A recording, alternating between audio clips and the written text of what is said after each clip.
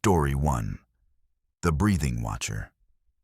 The paralysis hit me before I even opened my eyes. That suffocating weight on my chest that meant something was wrong. But this time, I could hear breathing that wasn't mine. Wet, rattling breaths coming from somewhere above my face, close enough that I felt the humidity of each exhale condensing on my forehead. My eyes snapped open at 3:17 a.m., according to the digital clock casting red shadows across my bedroom. And that's when I saw her. An old woman stood beside my bed, bent at the waist so her face hovered maybe 8 inches from mine. Her eyes were completely white, no pupils, no iris, just milky cataracts that somehow still seemed focused directly on me. She wore a hospital gown, the kind that ties in the back, and I could see through the gap that her spine was visible through translucent skin. She didn't blink, didn't move, just kept breathing those horrible wet breaths while staring at me with those dead eyes. My name is Marcus Webb, and I'd been living in that apartment in Richmond, Virginia for exactly 9 days when this happened on October 2nd, 2024. I'd taken the place cheap because the previous tenant had left suddenly, according to the landlord. Red flag I'd ignored because rent was $400 below market rate. The building was old, built in 1923, with the original transoms and radiators that clanged at night. I worked as a data analyst and kept weird hours, so I thought the noise wouldn't bother me. I tried to scream, but nothing came out. Sleep paralysis, I told myself, just sleep paralysis. Except I could move my fingers, could curl my toes. I wasn't paralyzed at all. I was just too terrified to move because some primal part of my brain understood that if I flinched, if I acknowledged what I was seeing, something irreversible would happen. The old woman's mouth opened slowly, her jaw extending farther than anatomy should allow. And I saw that her tongue was black and swollen, covered in white patches like moldy bread. A sound came out, not words, but a low humming that made my teeth ache and my sinuses feel like they were filling with cold water. The smell hit me then. Rot and formaldehyde and something sweet like overripe fruit left in the sun. I counted 17 seconds of that humming before she finally moved. Her head tilted to the left, bones in her neck crackling audibly, and her white eyes drifted down to look at my chest. One hand, fingers too long, joints bending wrong, reached toward me. I could see through her skin to the tendons and bones underneath. Could see things moving in there that weren't supposed to move. That's when I found my voice and rolled off the bed so violently I slammed into my nightstand. The lamp crashed down, glass shattering, and in the sudden darkness, I heard her take 3 steps. Not shuffling, not slow. 3 quick steps that creaked the old floorboards. I fumbled for my phone, turned on the flashlight, and swept it across the room. Nothing. Empty. My bedroom door was closed, same as I'd left it. I checked the closet, under the bed, behind the curtains. Completely alone. But the smell lingered, that rot and formaldehyde. And there on my wooden floor were 3 wet footprints leading from my bedside to the wall. Not to the door, to the wall. They ended there, as if she'd walked straight through the plaster. I didn't sleep the rest of that night. I sat in my kitchen with every light on, drinking coffee and telling myself it was a hypnagogic hallucination, that I'd been stressed from the move, that it meant nothing. When dawn finally came at 6:42 a.m., I inspected the footprints. They'd dried but left residue. Something oily and yellowish that smelled like antiseptic. I went to work that day like nothing happened. Came home at 7 p.m., ordered takeout, tried to pretend my hands weren't shaking as I unlocked my apartment door. Everything looked normal. Worked on my laptop until 11, then showered and went to bed with my lights on. Something I hadn't done since childhood. 3:17 a.m. I woke to that same wet breathing. This time she was closer. Her face was maybe 3 inches from mine, those white eyes unblinking, and I could see that her lips had pulled back from her gums. Her teeth were brown and loose, some missing entirely, and her blackened tongue lolled out like she was tasting the air between us. The hospital gown was more deteriorated than before. I could see the Y incision scar down her chest, the kind they make during autopsies, held together with thick black stitches that looked ready to burst. "What do you want?" I whispered, my voice cracking. Her mouth opened wider. A sound came out like wind through a tunnel, and this time I heard something almost like words buried in that wind. Watching. Always watching. I threw myself backward again, this time launching off the bed entirely and stumbling into my dresser. My shoulder hit hard enough to leave a bruise I'd find later. When I got my phone light on, she was gone again. But this time, there were 5 footprints leading to the wall, and something else. A wet handprint on my sheets, right where my chest had been. The print was too large, fingers too long, and it had left an oily stain that wouldn't come out no matter how many times I washed those sheets later. I called in sick the next day and went to the library. I needed to know what had happened in my apartment. The Richmond Public Library has historical records, death certificates, newspaper archives. I spent 8 hours going through files until I found it. In 1967, the apartment building superintendent had discovered a woman dead in my unit. Not just dead, she'd been dead for 3 weeks before anyone noticed. Myra Helms, age 74, former nurse at St. Mary's Hospital. She died of a stroke while standing beside her bed at approximately 3 a.m. according to the coroner's estimate. Her body had fallen between the bed and the wall, wedged there, and the summer heat had accelerated decomposition. By the time they found her, the report said her remains had liquefied significantly and required specialized removal. The article included a photo. I stared at that grainy black and white image for a full minute, my hands going numb.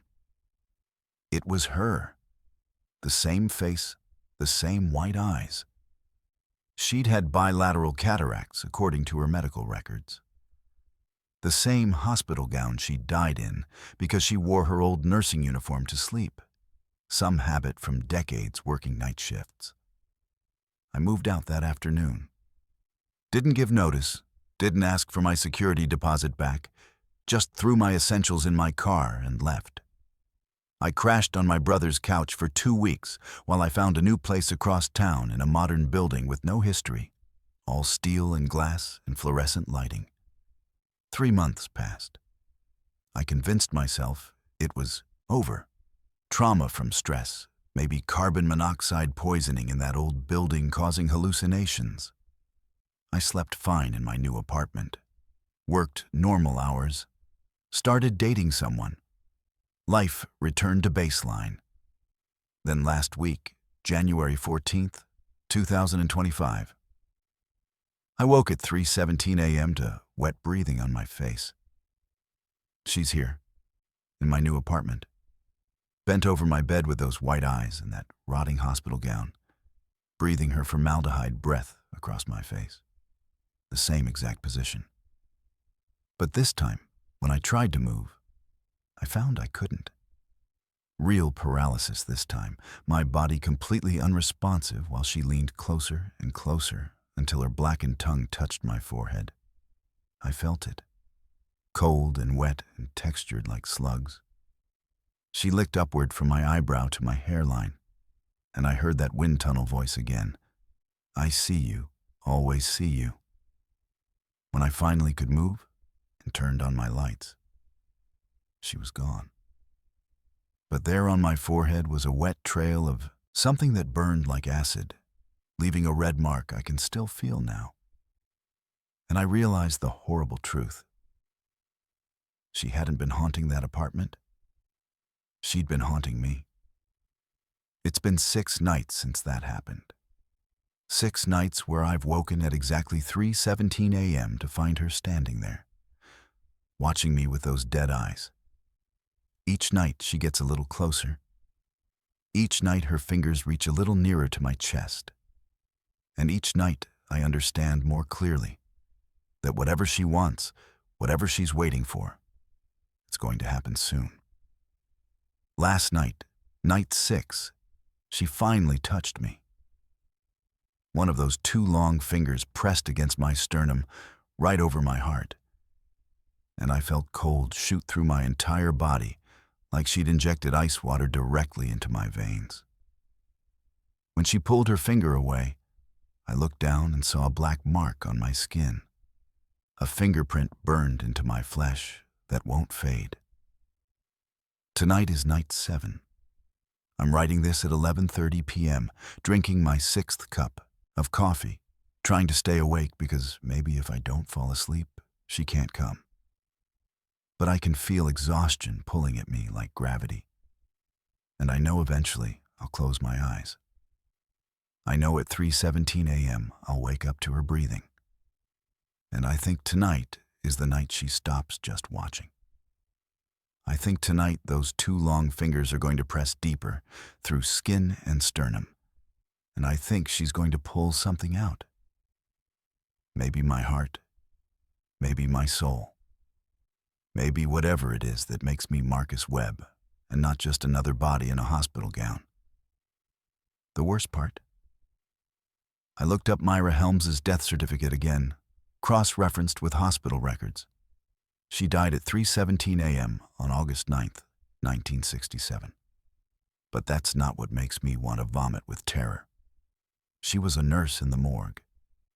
For 43 years, she worked the night shift in St. Mary's Hospital morgue, watching over the dead, documenting their bodies, preparing them for autopsy. Thousands of corpses passed through her hands. And every single one of those bodies she would sit with for exactly 17 minutes after death was declared, hospital policy from that era, to ensure they were truly gone. She spent her entire life watching the dead. Now she watches me. It's 3:12 a.m. I don't think I can stay awake much longer. My eyes keep closing on their own. In 5 minutes, I'm going to find out what happens when the watcher decides she's seen enough. If you're reading this and you wake up to someone standing over your bed, breathing their wet breathing while they stare at you with dead eyes, don't move. Don't acknowledge them. Because once they know you can see them, once they know you understand what they are, they'll never leave. They'll follow you apartment to apartment, city to city, watching and waiting until finally, I just heard floorboards creak in my bedroom. It's only 3:14.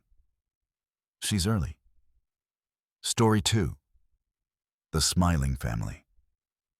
I woke to the sensation of being studied, the way you feel when someone's reading your face like a map. My eyes opened to find 4 people standing around my bed in a perfect semicircle, all of them smiling, not laughing, not moving, just smiling with an intensity that immediately told me something was catastrophically wrong. The father stood at the foot of my bed, maybe 60 years old, wearing a brown suit that looked like it was from the 1950s. His smile showed too many teeth, gums receding so far back I could see where teeth met bone. The mother was to my left in a floral dress that might have been pretty once, but was now stained with something dark and crusty. Her smile was worse because she had lipstick on, bright red, applied so thick it cracked at the corners of her mouth. 2 children flanked my right side, a girl around 10 and a boy around 7, both in old-fashioned church clothes. Their smiles were the worst because children shouldn't smile like that, mechanical, joyless, like someone had cut the expressions into their faces with a knife. My name is Sarah Chen, and this happened in my grandmother's house in Galveston, Texas, on November 19th, 2024. I'd come down from Houston to handle her estate after she passed away 3 weeks earlier at age 91. The house had been in our family since 1947, a 2-story Victorian with original hardwood and the kind of bones that real estate agents call charming, and normal people call probably haunted. I'd been sleeping in what used to be my grandmother's room. Seemed respectful somehow, like keeping her company. It was 1:43 a.m. according to my phone charging on the nightstand, which meant I'd only been asleep for maybe 90 minutes. "Hello, Sarah," the father said. His voice sounded like it was coming from the bottom of a well, distant and echoing despite him standing maybe 4 feet away. "We've been waiting for you." I should have screamed, should have run. But I was frozen, not from paralysis, but from the sheer wrongness of the scene. They didn't blink, didn't breathe, didn't move except for their mouths when they spoke. Their skin had a waxy quality, like it wasn't quite attached to what was underneath. "Who?" My voice cracked. I tried again. "Who are you?" "We're the Hargroves," the mother said, her red-lipped smile never faltering. "We used to live here, before the fire."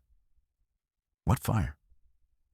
The little girl giggled, a sound like breaking glass. "The one that ate us." I noticed then that their clothes weren't just stained. They were scorched. The father's suit had black char marks crawling up the sleeves. The mother's dress was burned through in places, showing blistered skin underneath. The children's Sunday clothes were worst of all, almost completely burned away in patches, revealing flesh that looked melted and reformed wrong. My grandmother never mentioned, "Oh, she knew," the father interrupted, his smile somehow widening impossibly further. "She watched it happen. She was 7 years old, standing in her nightgown in the yard while we burned. She told us it was an accident. Said she didn't mean to knock over the kerosene lamp." My blood turned to ice. My grandmother had lived here since she was 7. Her family had bought the house in 1947, which meant that was 77 years ago, I whispered. 77 years, 3 months, and 14 days, the boy said in a voice too adult for his burned face. "We've been waiting, watching. Your grandmother could see us sometimes, especially near the end. She'd wake up like you just did and find us standing here, smiling at her. The last 3 weeks before she died, we visited her every single night." "What do you want?" "Want?" The mother tilted her head, the motion stiff like her neck was made of wood. "We don't want anything anymore. We're past wanting. We're just watching. Waiting for the house to give us someone new." The little girl leaned closer to my bed. I could smell her now. Smoke and meat left too long on the grill. "You're going to stay here, aren't you? To fix up the house and sell it? That's what we heard you telling the real estate lady." I had said that 3 days ago, on the phone, standing in the kitchen. But I'd been alone in the house, completely alone. "How long have you been here?" I asked, not sure I wanted the answer. "Always," the father said. "We died in this room, this exact room. The fire started in the wall there." He pointed to the wall behind my headboard. "From faulty wiring your great-grandmother's father installed to save money. It spread fast. We woke up to smoke and flames. The door was blocked. The windows were painted shut. We died trying to break through that wall, clawing until our fingers bled and then burned." I looked at the wall he'd indicated. The paint looked normal, clean. But as I stared, I started to see marks underneath, long scratches in the plaster, like something had tried desperately to dig through. Every family that's lived here has seen us eventually. The mother continued, her lipstick-cracked smile never changing. Your grandmother's family stayed the longest, 41 years before they moved out and left it to her. The Rodriguezes before that lasted 6 months. The Hendersons before them made it almost a year. Each time we wait, we watch, we smile. And what happens then? My voice was barely a whisper. The children answered in unison. They leave, or they join us. The house decides, the father added. Old houses like this, houses with history, they develop appetites. They eat tragedy and grow hungry for more. We're not haunting you, Sarah. The house is feeding on us, and we're just the teeth. The boy reached out one burned hand toward me, fingers curled like claws. Touch my hand. Feel what the house did to us. Don't, I said, pressing back against my headboard. Touch it, the mother insisted, her voice losing that echo quality and becoming sharp. You need to understand. You need to know what you're living inside. I don't know why I did it. Maybe curiosity. Maybe the same instinct that makes people press bruises to see if they still hurt. I reached out and let my fingertips brush the boy's outstretched hand. The vision hit me like electrocution. I was 7 years old, sleeping in this same room, but it looked different.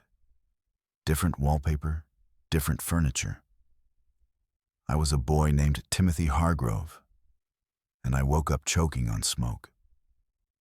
The room was full of it, thick and black, and I could hear my sister screaming in the bed next to mine. I tried to get up, but the heat was like a physical force pushing me down. I could see flames crawling across the ceiling like living things. My father was at the door trying to break through, but it had swollen shut from the heat. My mother was at the window with a chair, hitting the glass over and over, but it wouldn't break because it was old, thick glass from before the war. And the pain when the flames reached me. I yanked my hand back, gasping. I was myself again, Sarah Chen, 32 years old, lying in bed at 1:47 a.m. But I could still feel the ghost of that burning sensation on my skin. You felt it? The girl said, sounding pleased. Now you know. Now you understand what we are. I'm leaving, I said, throwing off my covers. I'm getting in my car, and I'm leaving right now, and I'm selling this house as is, and I'm never coming back. You can't, the father said simply. The house won't let you. I stood up, my legs shaking, and walked toward the bedroom door. The smiling family didn't move, didn't try to stop me. They just watched with those unblinking eyes and those horrible smiles. I reached the door and turned the handle. It didn't move. Locked from the outside somehow, even though there was no lock on this door. I pulled harder, threw my shoulder against it. The wood didn't even rattle. It was like the door had become part of the wall.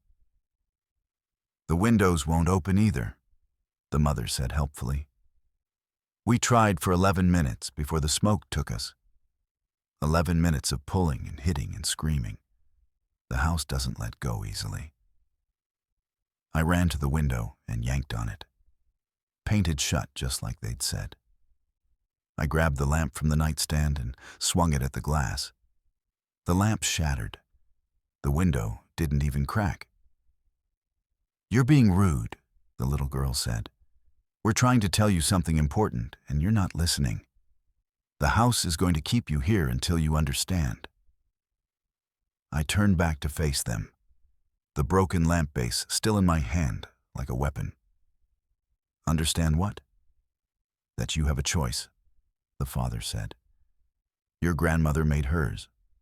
She chose to stay, to live with us, to let us watch her sleep every night for 77 years. In exchange, the house let her have a long life, 91 years. That's the bargain. You can have decades more, but you'll never sleep alone again. You'll wake up every night to find us here, smiling, watching, reminding you of what lives in these walls. Or, I asked, though I wasn't sure I wanted to know. Or the house takes you now, the boy said. Like it took the man who lived here in 1993. They found him dead in his bed after only 3 weeks. Heart attack, they said. But we watched his face when it happened. He saw something that stopped his heart cold. You're lying, I said, but my voice had no conviction. The house is hungry, the mother said, her smile finally fading into something that looked almost sad. It's always hungry. Your grandmother fed it by staying, by living with her guilt, by letting us remind her every single night what her accident had caused. Her fear kept us strong, and we kept the house satisfied. But she's gone now, and it needs someone new. The door behind me clicked open. I spun around and saw it standing ajar maybe 3 inches, darkness beyond. The Hargrove family hadn't moved, but their smiles had returned. You can leave tonight, the father said. Run to your car, drive back to Houston, never come back. But the house will follow you, Sarah. It's marked you. In 3 days, you'll wake up and find us standing around your bed in your apartment. In a week, you'll see us everywhere. In crowds, in reflections, standing in the corner of every room you enter. The house won't let go until it gets what it wants. And what does it want? For you to come home, the girl whispered. To accept your inheritance. To feed it with your presence and your fear the way your grandmother did. Or give it everything at once, the boy finished. Like we did. I ran. I grabbed my keys and phone, and I ran through that open door, down the stairs, out the front entrance into the November night. My car started on the first try, and I drove for 3 hours straight, back to Houston, not stopping until I was in my apartment with every light on and my back against a locked door. That was 6 weeks ago. For the first few days, nothing happened. I thought I'd escaped. Then on day 4, I woke at 1:43 a.m. to find the little girl standing at the foot of my bed. Just her, smiling. Day 7, the boy joined her. Day 12, the mother appeared. Last night, day 42, all 4 of them were there, arranged in that same semicircle around my bed, their burned bodies looking more solid than ever. The father spoke. The house is patient, Sarah, but not infinitely patient. You inherited more than property. You inherited responsibility. They're here every night now. In Houston, 3 hours from Galveston, in an apartment I've lived in for 5 years. They stand and smile and watch me sleep. Sometimes they speak, sometimes they just breathe. I can hear them even though they're dead. These wet, rattling breaths that smell like smoke. Last week, I drove back to Galveston. I parked outside my grandmother's house, my house now legally, and sat there for 2 hours trying to decide. The house looked normal in daylight. Beautiful even, with its Victorian architecture and mature oak trees. I could almost convince myself the whole thing was stress-induced psychosis. Then I saw movement in the upstairs window. 4 faces looking down at me, arranged in a row, all of them smiling. The little girl waved. I'm out of options. I can't sell the house because no one can go inside without us being present. The real estate agent tried and said the door wouldn't open even with a key. I can't ignore the Hargroves because they're growing more present every night. Last night the father touched my arm, and I felt the burning sensation again, worse than before. I have to decide. Either I move back into that house and accept my grandmother's bargain, decades of life in exchange for nightly visits from a family that burned to death. because of her childhood mistake, or I wait to see what giving the house everything at once means. Either way, I think I'm going to be smiling soon. Not the kind of smile that means happiness. The other kind. The permanent kind. The kind that means the house has finally decided what to do with me. Tonight is night 43. They're already here even though it's only 11 p.m. Standing closer than ever before. Close enough that I can see the char patterns on their skin, the way their flesh melted and reformed. Close enough to smell the smoke that never quite leaves them. The father is reaching for me. His smile has grown so wide it looks like his face is splitting in half. His hand is inches from my chest. I think tonight is the night I have to choose. I think the house is done waiting. Story 3. The photographer.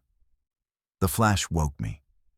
Brilliant white light that left purple after images dancing across my vision even after it faded. I jerked upright in bed, heart hammering, and saw him standing in the corner of my bedroom. A man in dark clothes holding an old-fashioned camera, the kind with a large flashbulb on top and accordion-style bellows. He was completely motionless, face hidden behind the camera, and I could smell the chemical smell of burning magnesium from the flash. Before I could scream or move or process what I was seeing, there was another flash. Brighter this time, closer. When my vision cleared, he'd moved. He was now standing at the foot of my bed, the camera pointed directly at my face. I could see his hands now, pale, almost luminescent in the darkness. But his face remained hidden behind that archaic device. My name is David Reeves, and I'd been living in Portland, Oregon for 6 months when this started on December 7th, 2024. I'm a freelance graphic designer, 38 years old, living alone in a converted warehouse loft in the Pearl District. The space was huge, 2,000 square feet of open, floor plan with exposed brick and industrial windows, and I'd loved how much room I had to spread out my equipment and art supplies. But that night, the openness felt like a vulnerability. There was nowhere to hide, no walls between me and the man with the camera. Flash. He was beside my bed now, maybe 3 feet away. The flash was so bright this time that I threw my hands up to shield my face, seeing spots even through my closed eyelids. When I lowered my hands, he'd moved again, now standing at the head of my bed, looking down at me from above. I still couldn't see his face, but I could see more of him now. He wore a dark suit from maybe the 1920s or 30s, complete with a waistcoat and watch chain. His hands were wrong, though. Too pale, almost translucent, and they didn't move normally. They stayed rigid, gripping the camera with fingers bent at unnatural angles. "Who are you?" I managed to choke out. "What do you want?" He didn't answer, didn't move. Then, flash. I was blind, completely blind from the proximity of the magnesium flare. My eyes burned and watered. I blinked desperately, trying to clear my vision, and when I could finally see again, he was gone. Completely vanished. My loft was empty, just me and my furniture and the faint chemical smell lingering in the air. I grabbed my phone, 2:37 a.m., and turned on every light in the loft. I searched everywhere. Checked the door, locked from the inside with the deadbolt engaged.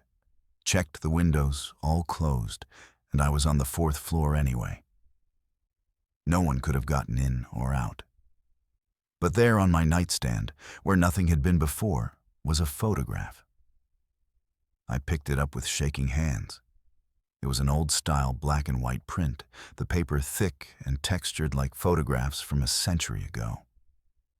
The image showed me in my bed, clearly taken just moments ago. I was asleep in the photo, lying on my back, completely unaware, but there was someone else in the frame, Standing beside my bed, bent over me, was a woman. She had long, dark hair covering most of her face, wearing what looked like a nightgown or dress from the same era as the photographer's suit.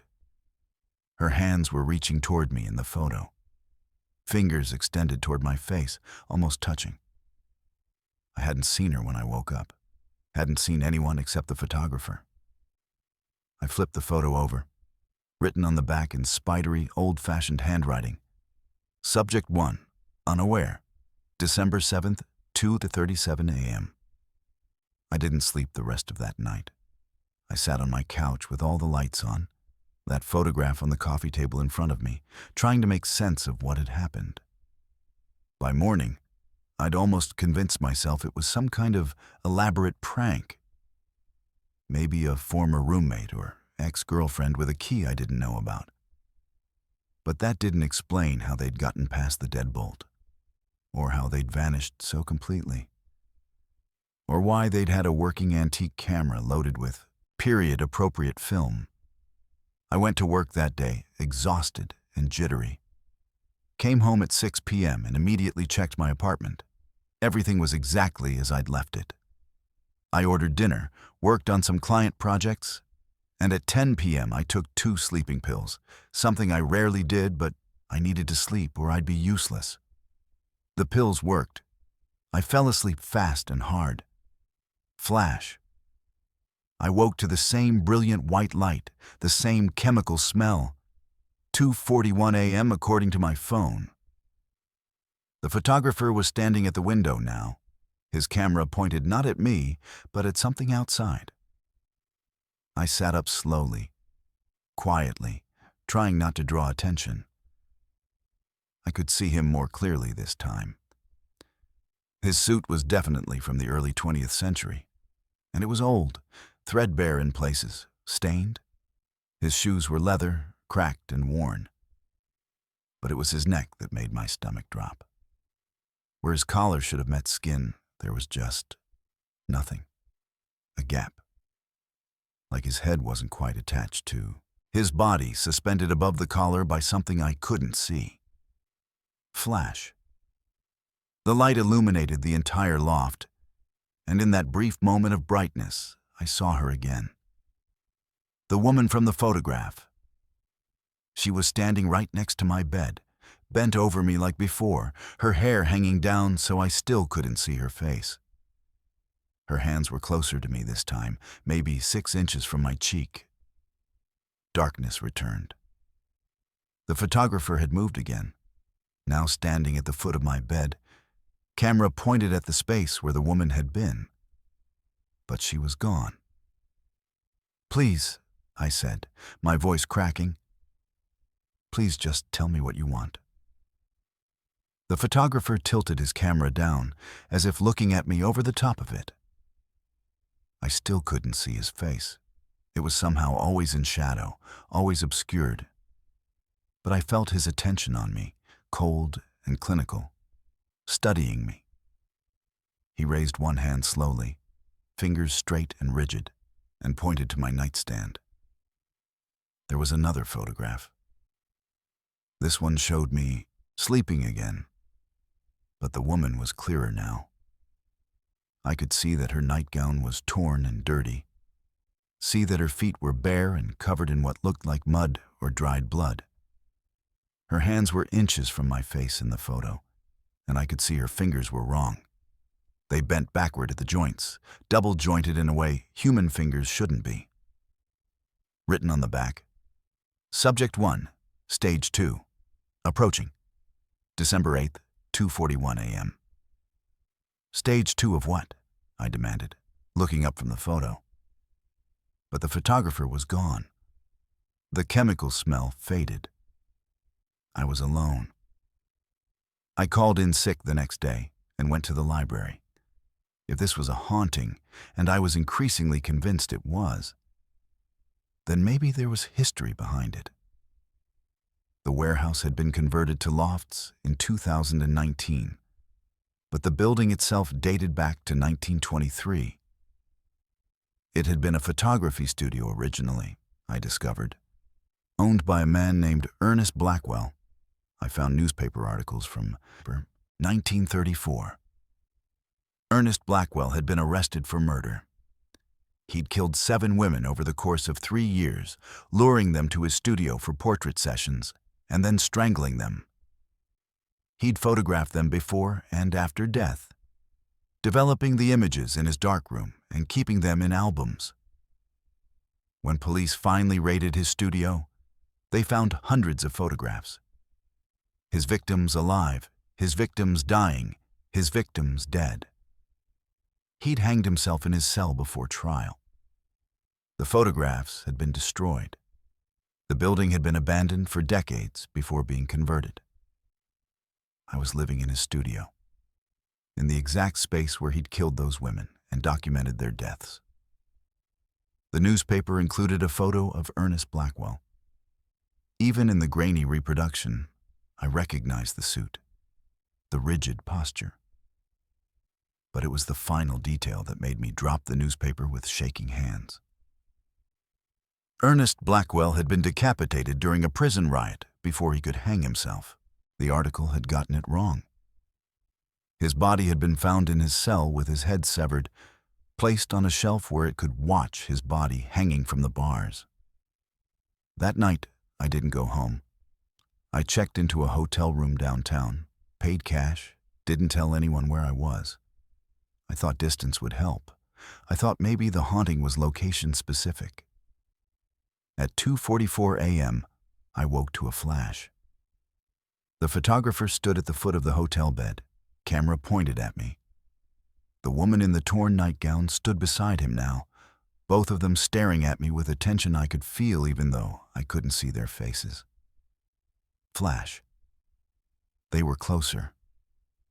The woman was right next to the bed, bent over, her backward bending fingers now touching my sheets. I could smell her. Damp earth and rot and something sweet like flowers at a funeral. The photographer pointed to the hotel nightstand. Another photograph. Me sleeping in the hotel bed. The woman's face was finally partially visible in this. One, I could see her mouth. It was open wide, too wide, her jaw dislocated or broken. Her teeth were black and broken, and her hands were touching me in the photo, pressed against my chest. Written on the back, Subject 1, Stage 3 Contact, December 9th, 2:44 a.m. What happens at the end? I screamed at them.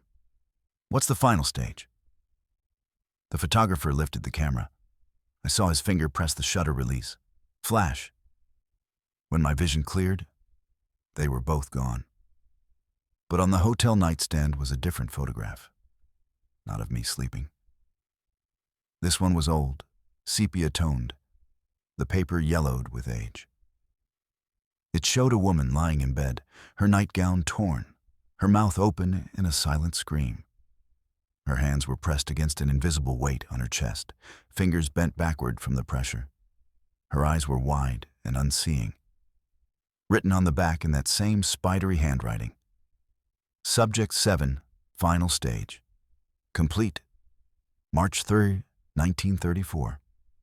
Subject 7. His 7th and final victim.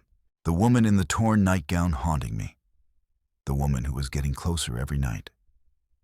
That was 11 days ago. Every night since, they've both appeared. The photographer and his victim. She gets closer each time. Last night. Night 11. I woke to find her lying next to me in bed, her body pressed against mine, cold as ice. Her hair was spread across my pillow. Her backward bending fingers were touching my face. The photographer stood at the foot of the bed, camera ready. He didn't take a photo, though. Not yet. He was waiting. I found her identity yesterday. Eleanor Voss, age 24. Killed by Ernest Blackwell on March 3, 1934. She was his last victim, and according to trial records, he'd spent 3 hours photographing her death. 3 hours of methodical documentation while she slowly suffocated under his hands. He'd written in his diary, found by police and entered into evidence, that she was his masterpiece, that he'd finally perfected his technique, that she'd shown him the threshold in her eyes as she died, the exact moment when life became death, and he'd captured it perfectly on film. I think that's what he's trying to do now. Continue his work, document the threshold, and I think Eleanor is helping him.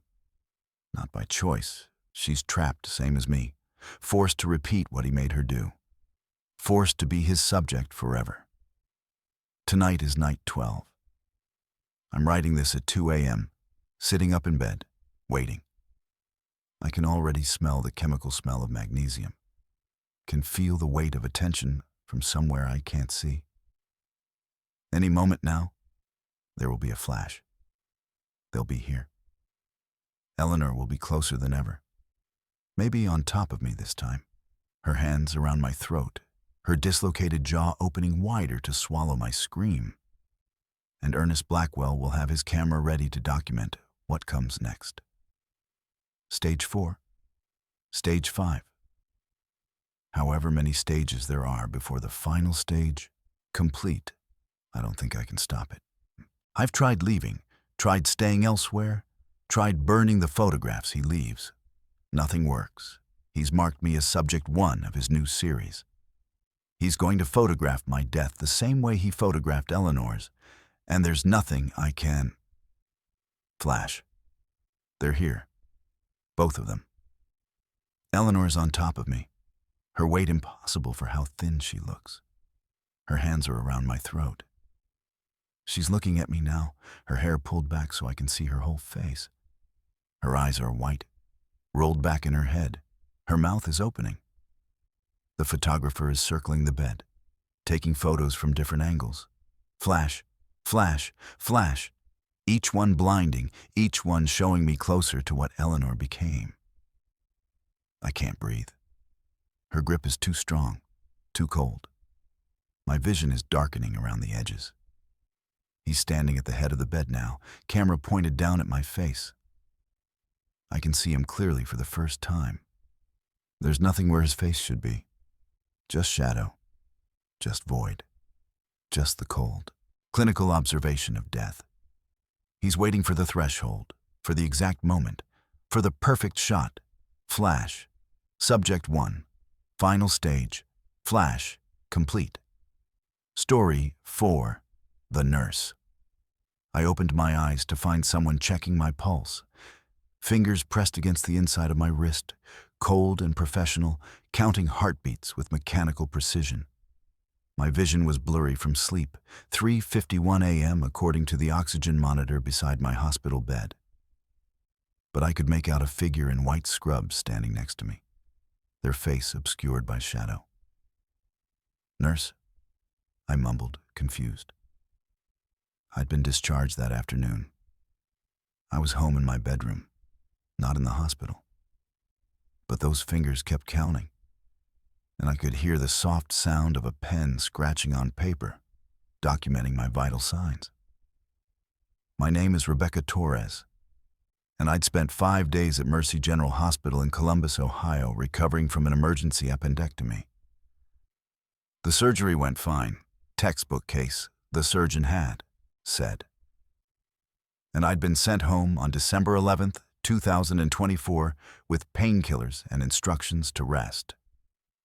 My bedroom was on the second floor of the duplex I shared with my roommate, Alicia. There was no reason for a nurse to be in my home at 4 a.m. But there she was. I could see her more clearly now as my eyes adjusted. White scrubs, white shoes, hair pulled back in a tight bun. She had a clipboard and was writing something, her movements efficient and practiced. I couldn't see her face clearly. It was always slightly turned away, always in shadow despite the nightlight in my room. "What are you doing here?" I asked, my voice stronger now. "How did you get in?" She didn't respond. Just finished writing, hung the clipboard on an invisible hook in midair. It stayed there, floating, which made my stomach lurch with wrongness. and moved to the foot of my bed. She lifted my blankets and examined my feet, pressing her thumb against my toes one by one, checking for circulation or sensation or something. "You need to leave," I said, trying to sit up. Pain flared in my abdomen where the incisions were still healing. "This is my house. You can't be here." The nurse finally looked at me, and I saw that where her face should have been, there was just smooth skin. No eyes, no nose, no mouth. Just flesh stretched tight over the shape of a skull, with slight indentations where features should have existed. I screamed. She tilted her featureless head, the gesture somehow conveying curiosity or concern, and reached for me. I threw myself backward, nearly falling off the bed, and grabbed my phone from the nightstand. When I looked up again, she was gone. The room was empty, normal, but the clipboard still hung in midair where she'd left it, hovering at exactly the height a clipboard would hang on the end of a hospital bed. I stared at it for a full minute before my hands stopped shaking enough to reach for it. The paper showed a hospital, chart, vitals, medication schedules, notes. My name was at the top, Rebecca Torres, my age 34. But the dates were wrong. The chart showed I'd been admitted to Mercy General on December 11th, but not discharged. According to this chart, I was still there, still a patient. Room 412. Room 412 was where I'd stayed during my hospitalization. But I'd left. I was home. This was my bedroom, not a hospital room. I looked at the notes section, written in neat, precise handwriting. Patient remains unresponsive to discharge orders. Continues to believe she has left facility. Vitals stable but declining. Recommend continued observation. Night nurse H. Weston to monitor. Below that, more recent entries. Day 2. Patient still believes she is home. Agitation increasing when staff attempts contact. Day 3. Patient experiencing visual hallucinations. Believes she sees bedroom, roommate, normal environment. Recommends sedation. Day 4. Patient's condition deteriorating. Family has been notified. Day 4 was today, December 14th. But I'd been home for 3 days. I'd eaten meals, talked to Alicia, watched TV, worked on my laptop. I was home. I was sure of it. I got out of bed, ignoring the pain in my abdomen, and walked to my bedroom door. Opened it. The hallway looked normal. Same ugly beige carpet, same scuff marks on the wall where we'd moved furniture in. I could hear Alicia snoring in her room across the hall. I walked down the hallway and knocked on her door. "Alicia?" No response. I knocked harder. "Alicia, wake up. Something's wrong." The snoring continued, unchanged. I tried the handle, locked from the inside. I pounded on the door. "Alicia!" Nothing. The snoring didn't even pause. I ran downstairs to the kitchen. Everything looked normal. Dishes in the sink, coffee maker ready for morning, the fridge covered in magnets and shopping lists. I grabbed my keys from the hook by the door and tried to leave. The front door wouldn't open. The handle turned, the deadbolt slid back, but the door itself wouldn't move. It was like it had been sealed, the frame fused with the door in a way that shouldn't be possible. I went to the living room window and tried to open it. Locked. Not just locked. Immovable, like the window had been painted over too many times and the sash was permanently stuck. I grabbed a chair and slammed it against the glass. The chair bounced off. The window didn't even vibrate. It was like hitting concrete. "You're still at the hospital," a voice said behind me. I spun around. The faceless nurse stood in the doorway between the kitchen and living room, her white scrubs pristine, her clipboard in hand. That smooth expanse of skin where her face should be was tilted toward me, somehow conveying patient concern. "I'm home," I insisted. I was discharged. This is my house. She shook her head, an unsettling gesture when you have no face. She walked forward and held out the clipboard to me. New entries had appeared. Patient became violent, attempted to break window in her hallucination. Orderlies called to restrain, sedation administered at 4:17 a.m. I looked at my phone. It was 4:17 a.m. No, I said. No, this isn't real. You're not real. The nurse reached out and took my wrist again, checking my pulse with those cold fingers. This time I could see her hands clearly. They were scarred. Burns, maybe, covering her palms and fingers with shiny scar tissue. Her nails were intact but discolored, yellowed like old bone. She pulled a syringe from her pocket. I hadn't seen a pocket before, hadn't seen any details on her scrubs. But suddenly there it was, and in her hand was a syringe filled with clear liquid. No, I jerked backward. Don't touch me with that. She advanced steadily, patiently, like a nurse dealing with a difficult patient. Because that's what I was to her, a patient. Someone who needed help, needed medication, needed to calm down and accept treatment. I ran, back up the stairs, into my bedroom, and locked the door. I shoved my dresser in front of it for good measure, then grabbed my laptop and opened it with shaking hands. I had to prove I was home, had to find something real. I opened my email, messages from work, from friends, all dated within the last 3 days. I opened my photos, pictures I'd taken in my bedroom just yesterday, selfies with Alicia showing my healing incision. But as I stared at the photos, I started to notice details. In the selfie with Alicia, her face was slightly blurred. Her eyes didn't quite focus on the camera. And in the background, visible through my bedroom doorway, I could see something I hadn't noticed when I took the photo. A hospital bed rail. I zoomed in. Yes, definitely a hospital bed rail, chrome and distinctive. I opened more photos, looking frantically for proof. Every single picture from the last 3 days had something wrong. Backgrounds that didn't quite match my memory. Colors slightly off. Alicia's face always blurred or turned away. And in several photos, visible if you looked carefully, hospital equipment in the background. There was a knock on my bedroom door. "Rebecca," Alicia's voice. "You okay in there? I heard you yelling." Relief flooded through me. "Alicia, thank God. Something's wrong. I think I'm—" "Rebecca, you need to open the door," Alicia said, but her voice was wrong, too flat, too calm. "The nurse needs to give you your medication." I pressed my eye to the crack between the door and frame. Alicia stood in the hallway, but she was wearing white scrubs, and her face was smooth, featureless. "You're not Alicia," I whispered. "Of course I am," the thing wearing Alicia's voice said. "I'm your roommate. We've lived together for 2 years, remember? Now open the door and take your medicine like a good patient."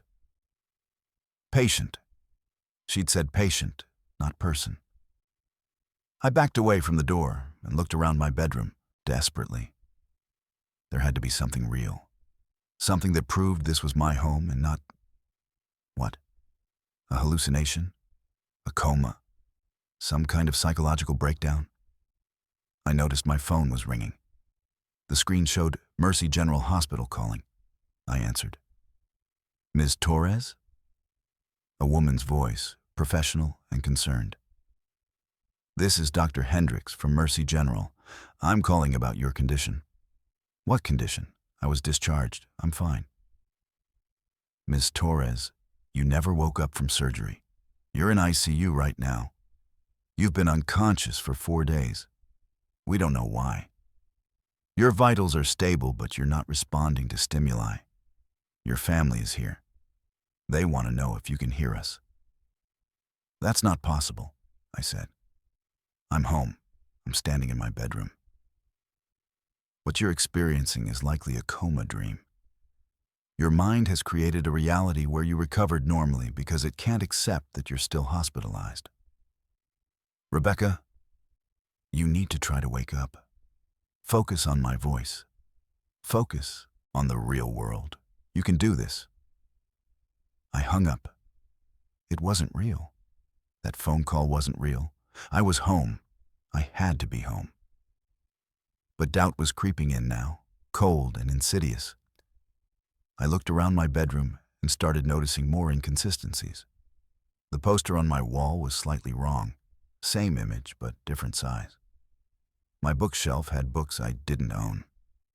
The view out my window showed my street, but the houses across the way were in different positions.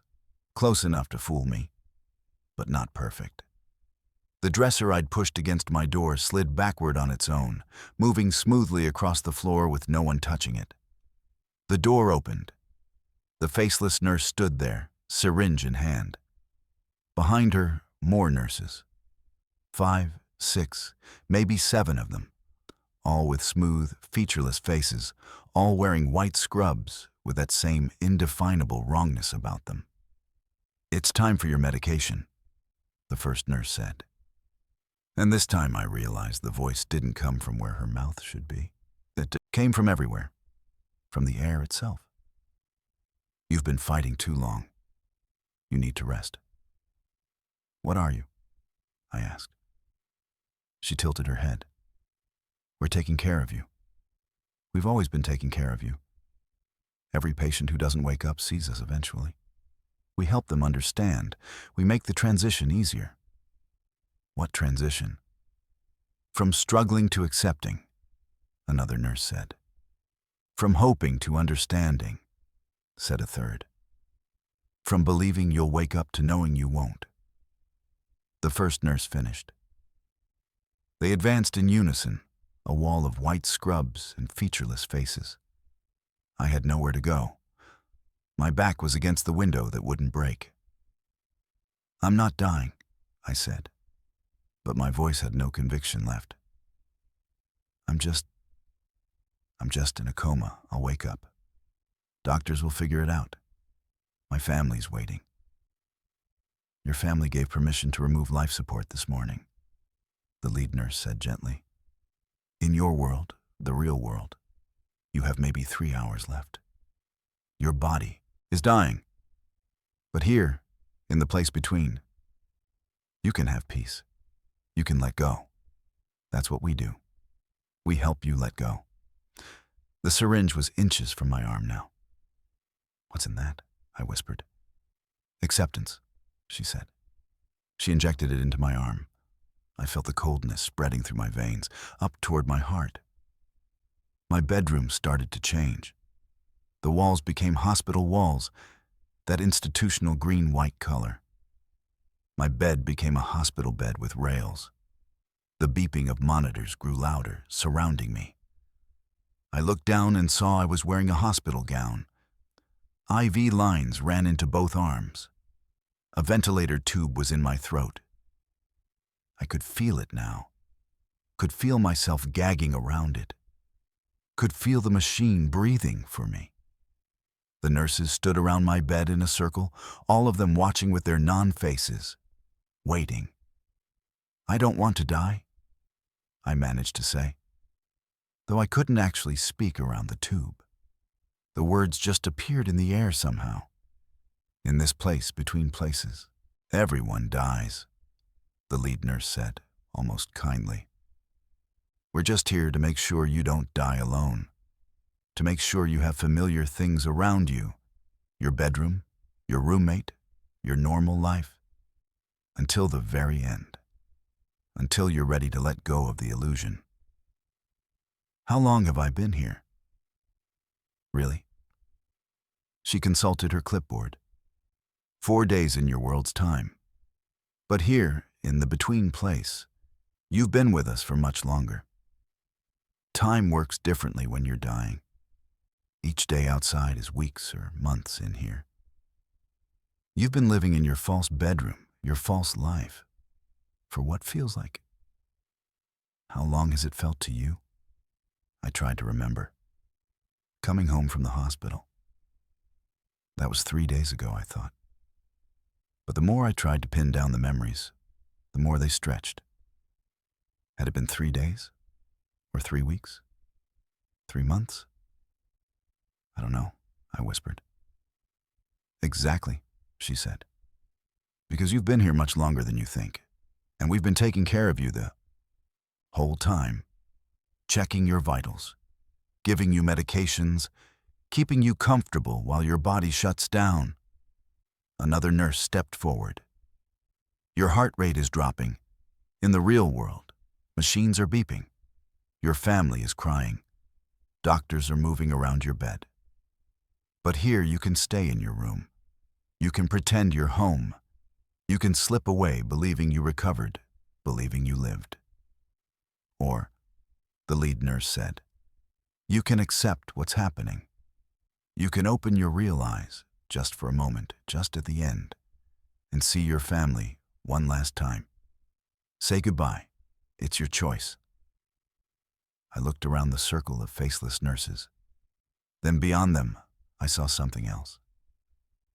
The hospital room was fading, becoming translucent. Through it, I could see another version of the same room. In that other room, my body lay on a bed, surrounded by machines and doctors, and my mother holding my hand, tears streaming down her face. That body, my real body, looked wrong, gray, sunken, dying. That's me, I said. That's you, the nurse confirmed. I don't want to watch myself die. You don't have to. You can stay here in your bedroom that looks almost right, with your roommate who almost seems real, living a life that almost continues. Most people choose that, choose the comfortable lie. But some people, another nurse added, choose to be present, choose to face it, choose to say goodbye. I looked at my mother's face in that other room, that real room.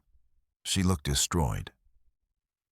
I wanted to tell her I was okay, that it didn't hurt, that I'd been living in a dream version of my life where everything turned out fine. If I choose to be present, I asked, will it hurt? Dying always hurts a little, the lead nurse said. But we'll be there. We're always there at the end. You won't be alone. The syringe coldness had reached my heart now. I could feel my body, my real body, struggling. Heart slowing, blood pressure dropping, the machine screaming their warnings. I made my choice. I want to see her, my mom. I want to be present. The nurses nodded in unison. The bedroom around me dissolved like fog. The hospital room became solid and real. I was back in my body, my real body, and oh God, it hurt. Everything hurt. My chest, my throat, my abdomen. The ventilator was suffocating me rather than helping. Alarms were screaming. But I could see my mother's face, could see her squeeze my hand, could see her lean close and whisper, I love you, baby. It's okay to let go. The faceless nurses stood around my bed, visible even in the real world. They were waiting, patient and eternal and inevitable. I let go. The pain stopped. The alarms faded. My mother's face blurred and disappeared. And the nurses were still there, standing in a circle, their featureless faces all turned toward me. The lead nurse reached out and checked my pulse one final time. Flatline, she said quietly. Time of death, 7:42 a.m., December 15th, 2024. She made a notation on her clipboard.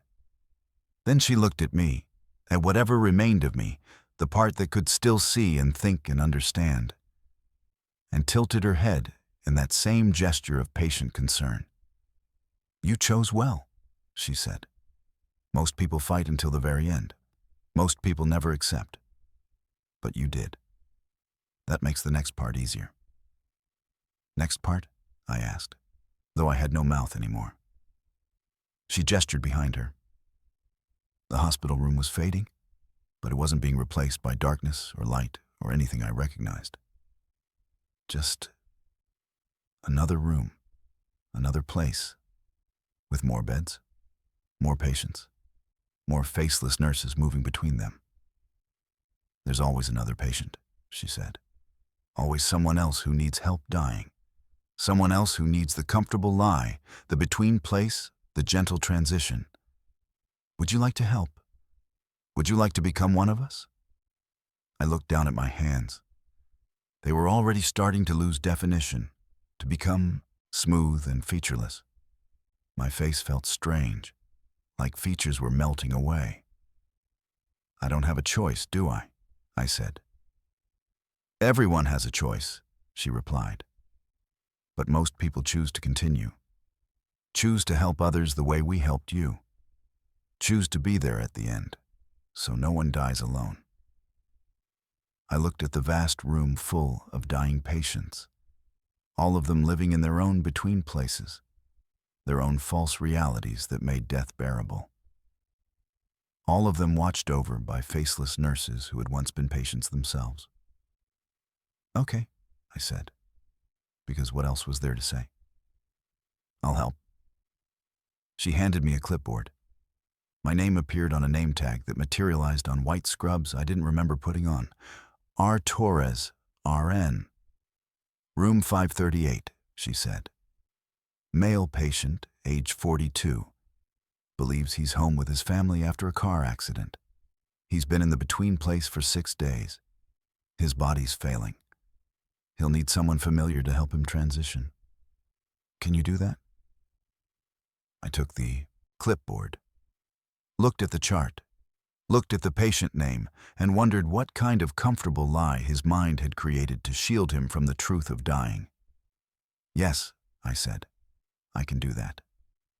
And I walked toward room 538, my feet silent in white shoes I didn't remember owning, my face smooth and featureless like all the others. Just another nurse in the between place, helping people die without knowing they're dying, until they're ready to know. Until they're ready to join us. Forever checking vitals on people who have no vitals left to check, forever watching over the dying. Forever. Story 5. The Child. I woke because someone was breathing directly into my ear, short, rapid breaths like a child after running too hard. My eyes opened to darkness and the immediate understanding that I wasn't alone. The breathing continued, rhythmic and wet, close enough that I felt moisture on my ear with each exhale. I turned my head slowly on the pillow and saw him. A boy, maybe 6 or 7 years old, kneeling on my bed beside me with his face inches from mine. His eyes were wide open, unblinking, catching the faint light from my alarm clock, 4:14 a.m., and reflecting it back in a way that wasn't quite right. His mouth was open slightly, lips moving with each breath, and I could smell something wrong in his breath. Not just bad breath, something rotten, something dead. My name is James Peck, and I'd been living in Syracuse, New York for 8 months when this started on January 3rd, 2025. I'm a high school English teacher, 41 years old, divorced, living alone in a rental house on the South Side. The house was old but not historic, built in the 70s. Nothing special, no tragic backstory that I knew of. But this child kneeling on my bed, staring at me with those wrong reflecting eyes, was definitely not normal. "Hey," I whispered, my voice rough with sleep and fear. "Who are you? Where are your parents?" The boy didn't respond, didn't even blink, just kept breathing that fast, wet breathing while staring at me with complete focus. His clothes were odd, pajamas that looked vintage, the kind kids wore in the 80s or 90s, with cartoon characters I almost recognized but couldn't quite place. The colors were faded, like they'd been washed 1,000 times or left in the sun too long. I sat up slowly, and the boy's head tracked my movement perfectly, rotating to keep his eyes locked on mine. His neck turned farther than it should have, at least 90 degrees to the side, and I heard vertebrae popping wetly. "Are you lost?" I tried again. "Do you need help?" The boy opened his mouth wider. His jaw extended down and down, dislocating with a soft click, until the opening was impossibly large. I could see down his throat, could see something moving in there, something that pulsed and writhed. I scrambled backward, falling off the far side of my bed and landing hard on the floor. Bah! Shot through my hip and elbow. When I looked up, the boy was gone. My bed was empty. The room was silent except for my own ragged breathing. I checked my house. Every door locked, every window secure. No child, no evidence anyone had been inside. But on my pillow where the boy had been kneeling was a wet spot. I touched it, cold and slightly sticky. I brought my fingers to my nose and immediately wished I hadn't. That same rot smell from his breath, concentrated and nauseating. I didn't sleep the rest of the night. I sat in my kitchen drinking coffee, telling myself it was a nightmare, that I'd woken up disoriented and half dreaming. By the time I left for work at 7 a.m., I'd almost convinced myself. The second night, he was closer. I woke at 4:14 a.m., same exact time, to find him lying in bed next to me. He was on his side, facing me, maybe 8 inches away. Still doing that rapid breathing, still staring with those eyes that reflected wrong. But this time I could see more details. His skin was pale, almost translucent, and I could see blue veins underneath, mapping across his face in patterns that looked more like mold growth than vasculature. His hair was dark but patchy, like it was falling out in clumps. And his fingernails, oh God, his fingernails, were too long and curved, more like claws than a child's hands. "What do you want?" I whispered, too afraid to move. The boy reached toward my face with one clawed hand. His movements were smooth but wrong, like watching stop-motion animation where some frames had been removed. Smooth stutter, his hand extending toward my cheek. I rolled away and off the bed again, landing in a defensive crouch this time. The boy sat up in my bed, his movements that same eerie stop-motion quality, and tilted his head. Not curious, not questioning, just calculating, like he was measuring something. Then he smiled. It was the most horrible smile I've ever seen. His lips pulled back from teeth that were too large and too many. I counted at least 40 teeth in that child's mouth, layered in rows like a shark. They were brown and decaying, some missing chunks, others ground down to sharp points. "You see me better now," he said, and his voice was wrong too. It came from his throat, but also from somewhere else, like it was echoing from a distance. "Good. We're getting closer. Who are you?" "I'm Timmy," he said simply. "I used to live here, before I went to the ground." "You died here?" That horrible smile widened. "No, I died at the hospital. But I lived here, in this room. This was my room when I was alive. And I've been trying so hard to come back, to show someone, to make someone understand. But most people can't see me. They feel me sometimes, cold spots, things moving, bad dreams. But they can't see me. You can, though. You can see me just fine." "Why me?" Timmy's head tilted the other direction, vertebrae popping again. "Because you're close, almost, on the other side. You don't know it yet, but you're sick, real sick, something growing in your brain. Right?" He pointed at my head with one clawed finger. "There, behind your left eye. You've had headaches, haven't you? And sometimes your vision gets blurry? That's the tumor. It's small now, but it's growing. 3 months, maybe 4, and you'll start forgetting words. 5 months and you'll have seizures. 7 months and you'll be in a bed, staring at nothing, while doctors tell your family there's nothing more they can do. My blood turned to ice. I had been having headaches, bad ones, on my left side. And my vision did get blurry sometimes, especially when I was tired. But I'd attributed it to stress, to screen time, to getting older. "You're lying," I said, but my voice shook. Timmy shook his head. "I can see it. When you're dying, when you're close to the other side like I am, you can see things. You can see the rot inside people. And you're rotting, Mr. Peck. There's a spot in your brain that's turning black and wrong, and it's going to kill you. Just like the thing in my brain killed me."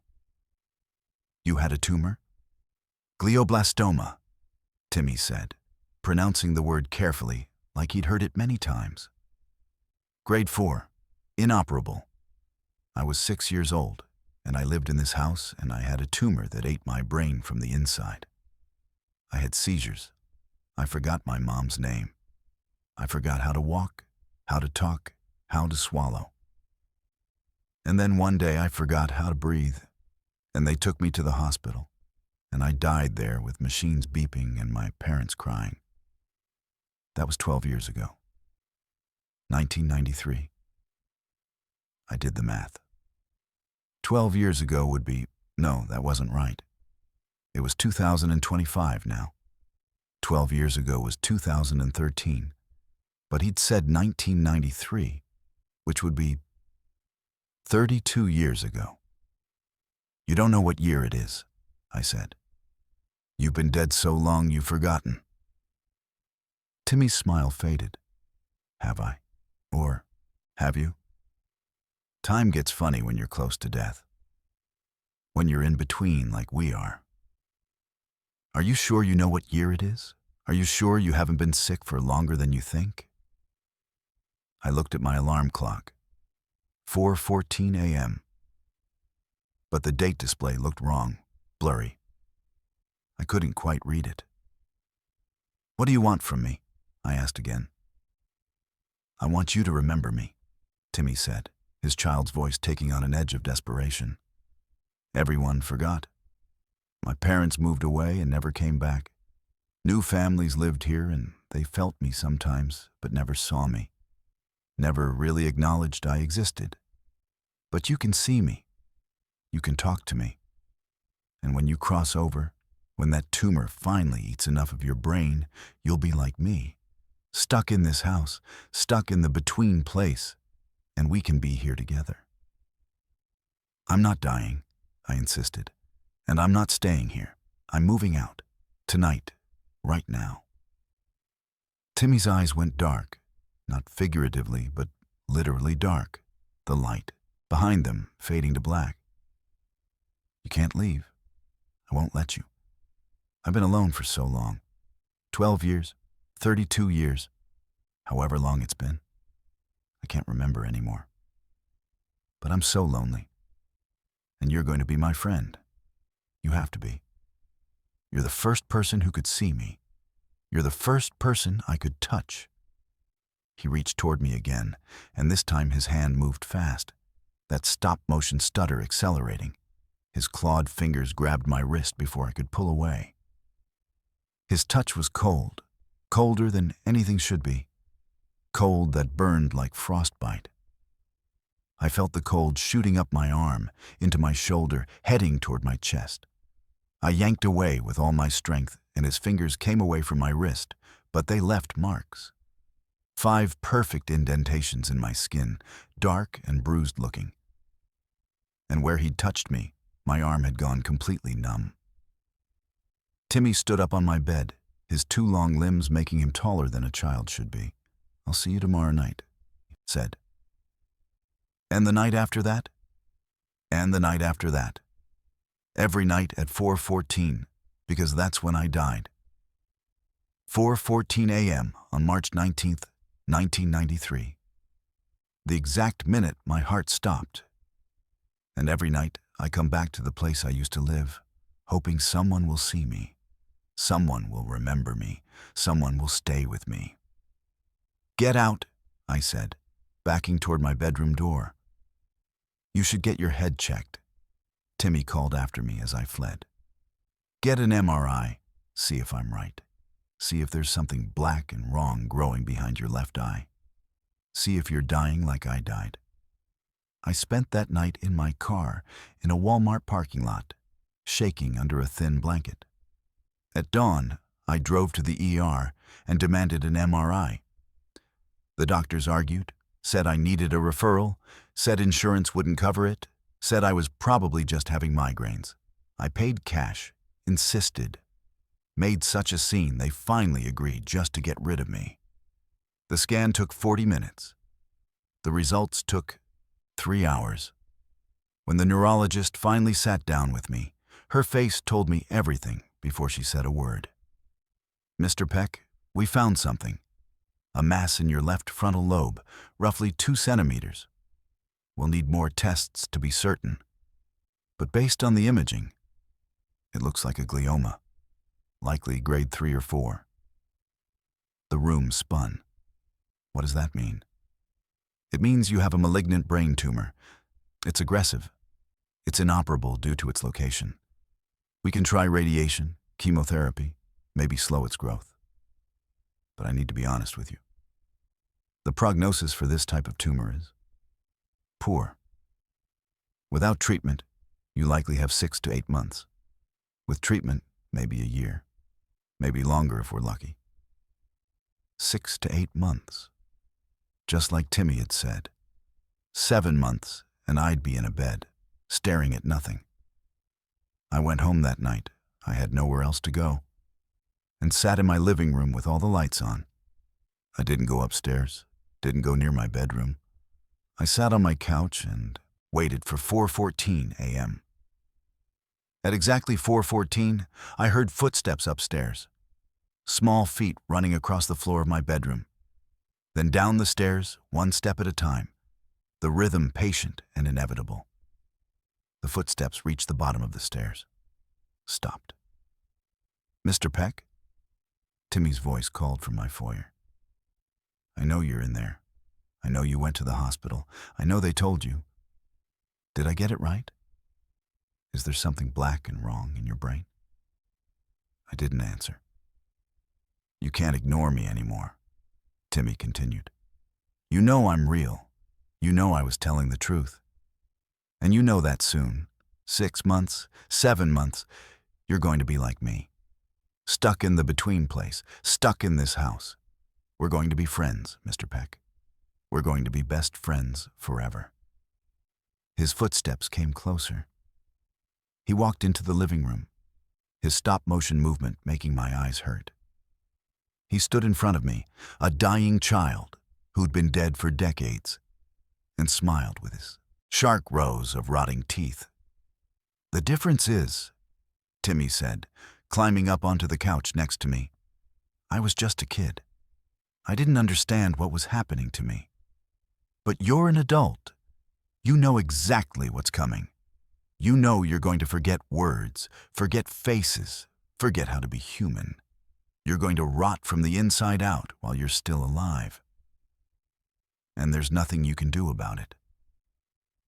He leaned close, doing that rapid breathing right into my ear again. "I'll be here every night," he whispered, "watching you get sicker, watching you decline, watching you become more like me, more dead than alive. And when you finally cross over, when your brain finally gives up, I'll be the first thing you see on the other side. I'll be waiting, your only friend in the between place." That was 3 weeks ago. I've had 4 rounds of radiation since then. The headaches are worse. My vision blurs more often now.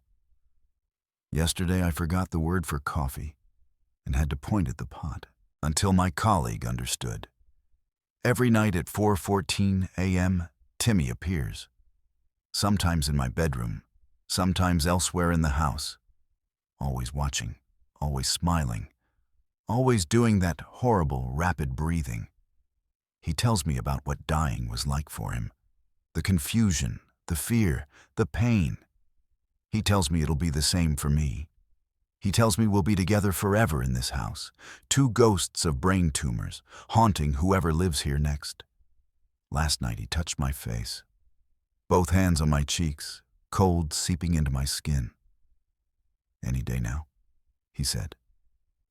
I can see it getting bigger. The black spot behind your eye. It's growing faster than the doctors thought, isn't it? You can feel it. Feel something wrong in your head. Feel yourself slipping away, bit by bit. He's right. I can feel it. A pressure, a wrongness, and I know what's coming. In a few months, I'll be the one standing beside someone's bed, breathing my rot breath into their ear, smiling with too many teeth, begging them not to forget me, begging them to stay in this house and be my friend forever. Just like Timmy. Just like every person with a glioblastoma who died in this house before us. There's always been someone dying here. Always someone close enough to the other side to see the dead children watching from the shadows. And soon, I'll be one of them. Soon, I'll be the one who won't let go. Tonight is day 21 since the diagnosis. Timmy says day 21 is special. Says that's when you start to really understand what you're becoming, what you're losing. It's 4:10 a.m. right now, 4 minutes until he appears. I can already feel the cold creeping through my house. I can already smell rot on every breath I take. And I know when I look up in 4 minutes, he'll be standing closer than ever before. Maybe touching distance, maybe inside my skin distance. Maybe I'm already dead and just don't know it yet. Maybe the tumor killed me weeks ago and everything since then has been the between place, the slow realization that I'm gone. Maybe Timmy and I are already friends, already the same, already bound together in this house forever. Maybe I hear footsteps on the stairs. He's early again, 3 minutes early this time. He's getting stronger as I get weaker. He's coming. Story 6. The replacement. I woke to find my wife standing at the foot of our bed, illuminated by the digital clock's blue glow. 3:33 a.m. She was completely still, her arms hanging straight at her sides, her face tilted down toward me. Not in a natural way. Her head was bent too far forward, chin almost touching her chest, like her neck was broken or boneless. "Sarah," I whispered. "What are you doing?" She didn't respond, didn't move. The digital clock's light cast shadows that made her face look wrong. Hollowed out, the eye sockets too deep, the mouth slightly open, but slack. My name is Michael Brennan, and Sarah and I had been married for 9 years when this started on December 22nd, 2024. We lived in Boulder, Colorado in a condo we'd bought 3 years earlier. Sarah was a pediatric nurse. I was an accountant. Normal lives, normal marriage, or so I'd thought. "Sarah, you're scaring me," I said, sitting up. "Come back to bed." Still nothing. She just stood there, swaying almost imperceptibly, like a tree in a light breeze. I reached for the bedside lamp and turned it on. In the full light, she looked even worse. Her eyes were open but glassy, not focusing on anything. Her skin had a waxy quality, like a store mannequin, and her chest wasn't moving. She wasn't breathing. "Sarah!" I jumped out of bed and grabbed her shoulders. Her skin was cold through her nightgown, cold like she'd been standing in a freezer. I shook her gently. "Sarah, wake up." Her head lifted slowly, vertebrae in her neck crackling audibly until she was looking directly at me. Her eyes were still unfocused, still glassy, but her mouth opened. "I'm awake," she said. But the voice was wrong. It came from her mouth but sounded distant, like it was being broadcast from another room. "I'm right here, Michael. Are you okay? Are you sleepwalking?" "Yes," she said in that strange, distant voice. "Sleepwalking. That's what I'm doing." Something in the way she said it, too agreeable, too quick, made my skin crawl. I stepped back. "Sarah, when's my birthday?" She tilted her head, the movement jerky like a bird's. "Your birthday? The day you were born." "That's not an answer." "What's the date?" "A date. A specific day. The day Michael Brennan was born?" "Sarah, what the fuck is wrong with you?" Her mouth curved into a smile, but it was mechanical, like someone pulling strings to lift the corners. "Nothing is wrong. I am Sarah, your wife. We have been married for 9 years. We live in Boulder, Colorado. I am a nurse, pediatric nurse. I take care of children." Every statement sounded rehearsed, like she was reading from a script. And she wasn't blinking. I realized she hadn't blinked once since I turned on the light. "I'm calling an ambulance," I said, reaching for my phone. Her hand shot out and grabbed my wrist. The movement was impossibly fast, there one moment and gripping me the next. Her fingers were ice cold and squeezed with strength Sarah had never had. "No," she said, and this time her voice was different, layered, like multiple voices speaking in unison. "No ambulance, no doctors. I am fine. We are fine. Go back to sleep, Michael." I tried to pull away, but her grip was too strong. "Let go of me." "I can't do that," the thing wearing Sarah's face said. "You've seen me now. You've noticed. That makes things complicated. What are you?" Her smile widened, the corners of her mouth pulling back farther than human muscles should allow. "I'm your wife. I've been your wife for 9 years. Don't you recognize me?" "You're not Sarah." "I am now," she said. "The other one, the original, she's gone. She left 2 nights ago, December 20th, 3:33 a.m. She got out of bed, went to the window, and something outside called to her. She climbed out and walked away and never came back. But you didn't notice because I replaced her. I've been studying her for weeks, learning her patterns, her voice, her memories. I thought I had it perfect. But you noticed anyway. That's unfortunate." Horror and disbelief warred in my mind. "That's insane. Sarah is right here. You're having some kind of episode. We need to get you help." "Look at the window," she said, pointing with her free hand. I looked. The bedroom window was open. Not just unlocked, open wide, the screen removed, cold December air pouring in. I always close the window before bed. Always. Sarah knew I hated sleeping with it open. She climbed out, the thing said, walked across the roof, climbed down the trellis on the side of the building, walked away wearing only her nightgown in 20-degree weather. I watched her go, watched her disappear into the darkness. She didn't look back, didn't hesitate.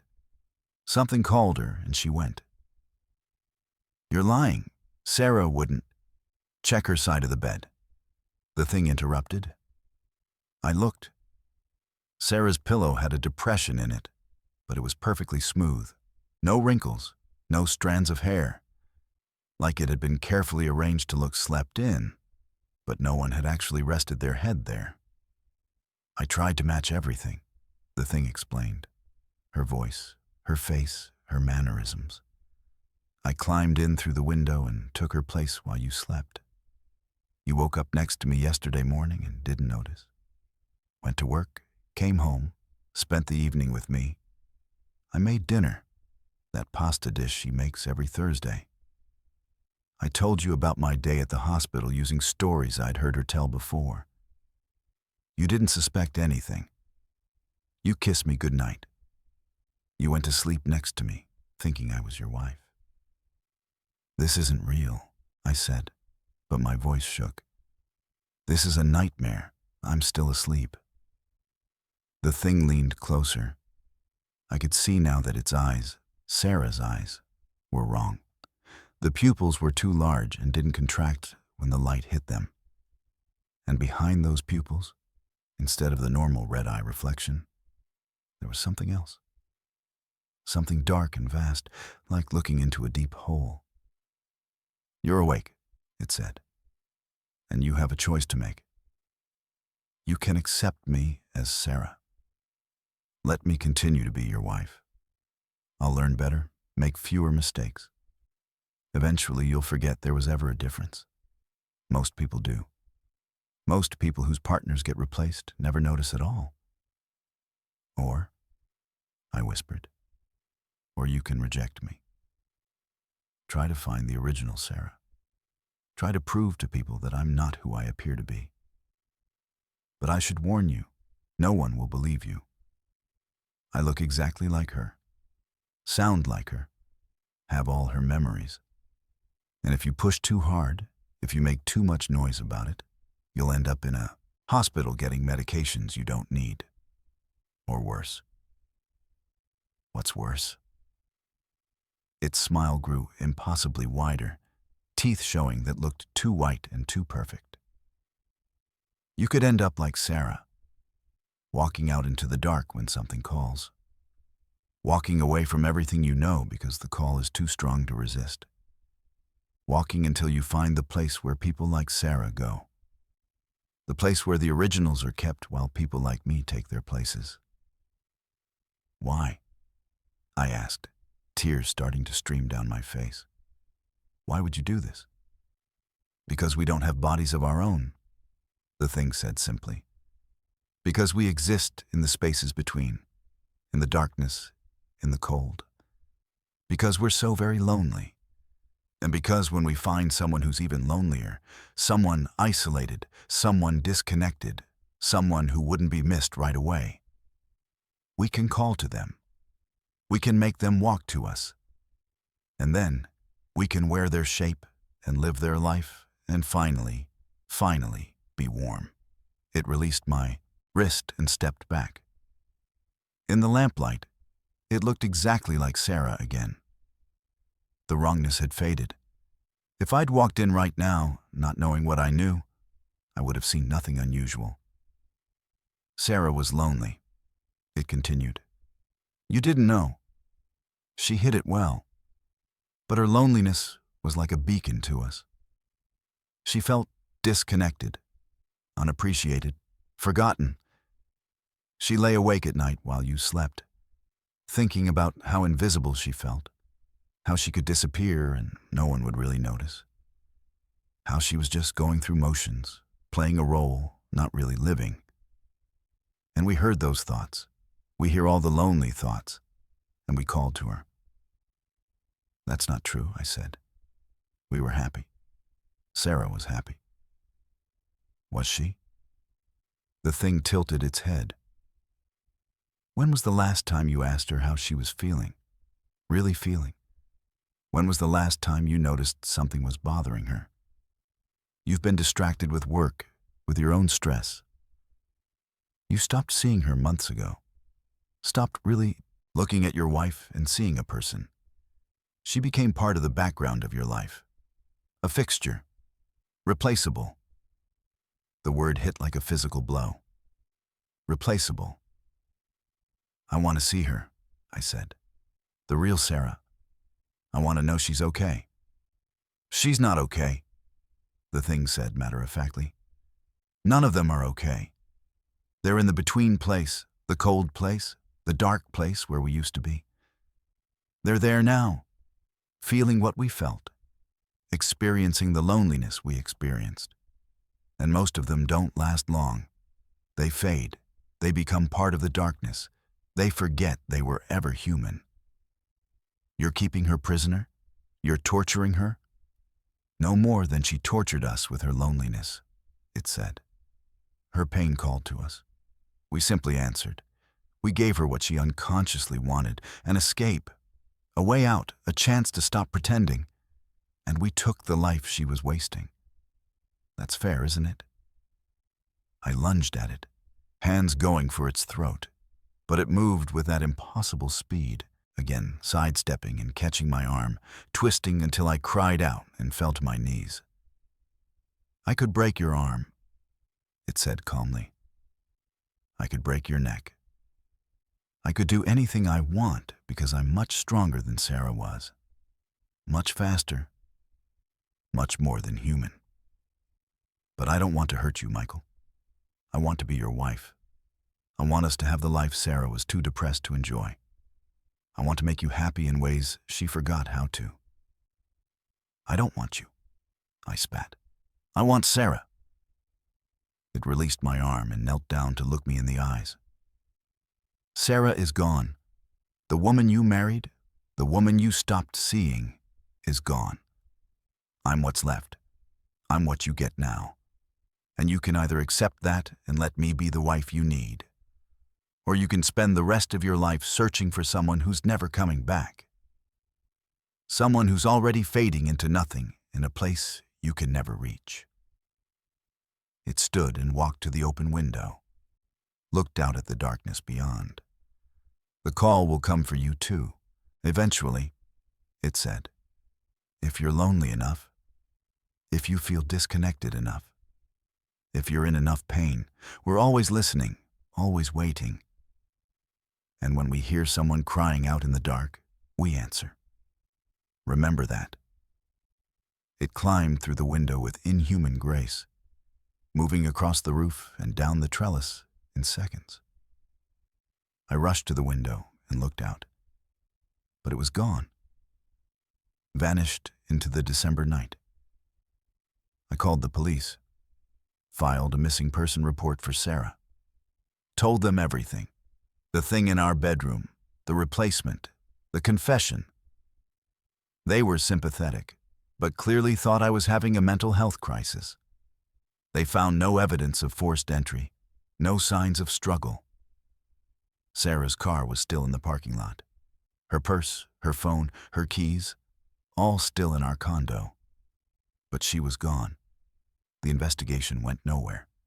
No body, no witnesses, no leads. Just a woman who apparently walked out of her home in the middle of the night wearing only a nightgown and disappeared. That was 6 weeks ago. I've spent every day since trying to find Sarah, searching online forums for similar stories, investigating disappearances, looking for patterns. And I've found dozens of cases. Hundreds, maybe. People who vanished from locked homes. People who walked away from their lives wearing almost nothing. People whose partners or family members reported strange behavior before the disappearance. Like they were being studied, copied, replaced. But I haven't found Sarah. Haven't found any of the missing. It's like they step out of reality and into some other place where we can't follow. 3 days ago, I met someone, a woman named Angela, at a support group for families of the missing. We talked for hours. She understood what I was going through. She'd lost her husband the same way, walked out of their house at 3 a.m. and never came back. She was lonely, grieving, desperate for someone who understood. Last night, she invited me to her apartment. We drank wine, talked more. She held my hand and told me we could help each other through this, could fill the emptiness together.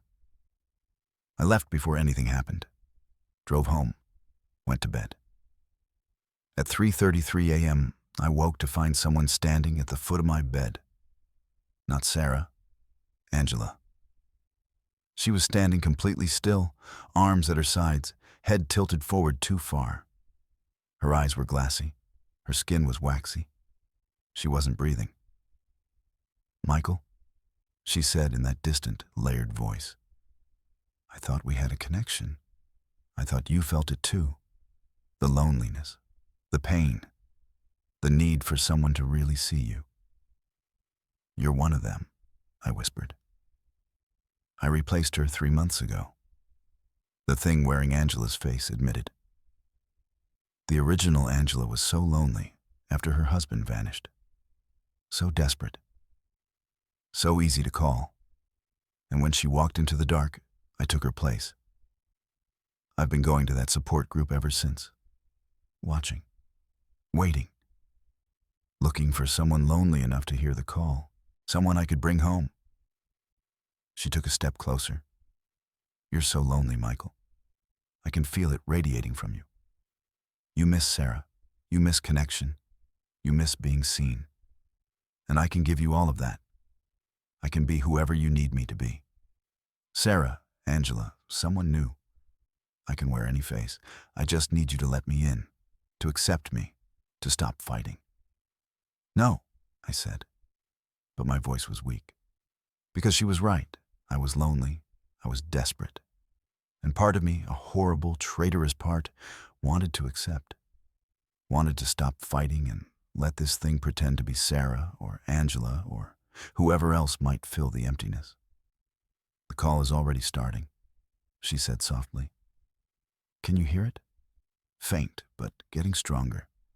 A pull toward the window, toward the darkness, toward the place where all the lonely people go. You could walk there tonight.